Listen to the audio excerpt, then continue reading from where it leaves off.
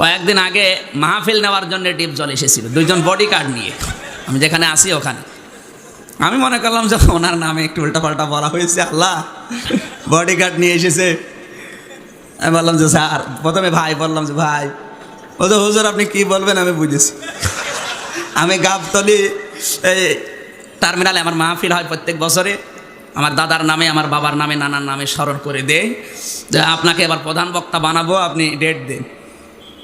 আপনি বলতে চাচ্ছেন যে আমার নাম ধরে আপনি বলেছেন, আসলে ও দোষ আমার না, ওইটা আমার চরিত্র।